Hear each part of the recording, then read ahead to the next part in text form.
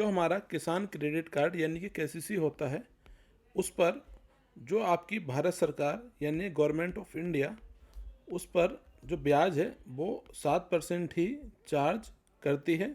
यानी कि जो बैंक है वो आपसे 7% ही सालाना तौर पर ब्याज लेते हैं। लेकिन अगर आप अपने ऋण का भुगतान समय से करते हैं तो इसमें आपको 3% जो ब्याज है वो आपको वापस भी दिया जाता है, वो भी आपको भारत सरकार द्वारा।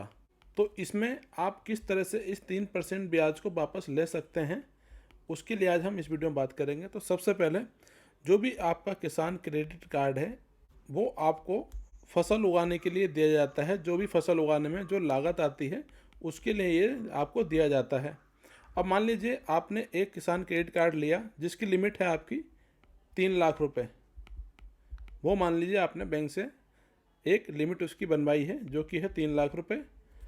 और मान लीजिए इसको आपने निकाला था बैंक से, यानी कि पैसे आपने बैंक से निकाले इस लिमिट के, वो निकाले आपके 31 मार्च 2022 को।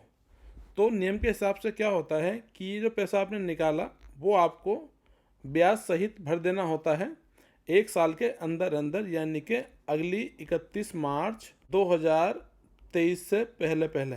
तो इस केस में क्या होगा, आपको इस तरह से अगर आप इसका भुगतान करते हैं अपने ऋण का, तो मार्च के टाइम पे ही 3% जो ब्याज है आपको वापस आ जाता है।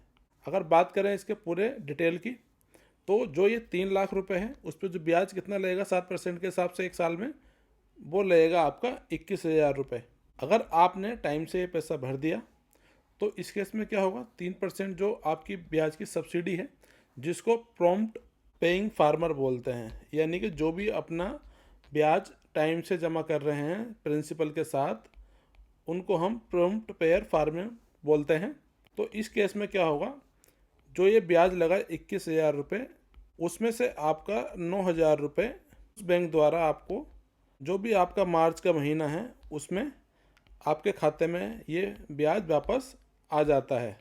तो इस तरह से जो भी केसीसी है उसमें आप टाइम से पैसे जमा करके 3% का अतिरिक्त जो ब्याज है उसको वापस ले सकते हैं। यानी कि बात करें टोटल ब्याज की, तो बैंक आपसे 7% इसमें लेता है, उसमें से 3% आपको वापस मिल जाता है। तो इफ़ेक्टिव तौर पर देखें तो 4% ही आपको ब्याज लगता है अगर आप 1 साल के अंदर अंदर वो पैसा केसीसी का चुका देते हैं। तो अब इसमें ध्यान रखने वाली बात यह है कि इसमें अगर एक दिन भी डिले हुआ, उस केस में आपको जो 3% की छूट की लाभ है वो आपको नहीं मिलती है। तो बेहतर ये होगा जब भी आप पैसा निकालें उस तिथि को नोट करके कहीं रख लें, और अगर उस दिन यदि छुट्टी है तो उस केस में एक दिन पहले ही उसको जमा कर दें। जैसे कि अगर मान लीजिए 31 मार्च 2023 को छुट्टी है, तो हम बेहतर होगा जिस दिन भी बैंक खोले 30 तारीख या 29 तारीख को, उसी दिन वो पैसा जमा हमें करना है, तभी हमें इस छूट का लाभ मिलेगा। इसमें अगर एक दिन भी आगे हो गया तो उस केस में आप पात्र नहीं होंगे इस 3% की छूट को लेने के लिए। फ्रेंड्स, इस तरह से आप 3% ले सकते हैं किसान क्रेडिट कार्ड में। Friends, thanks for watching this video. अगर आपको ये वीडियो पसंद आए तो उसको लाइक करें, शेयर करें, साथ ही हमारे चैनल को सब्सक्राइब भी करें।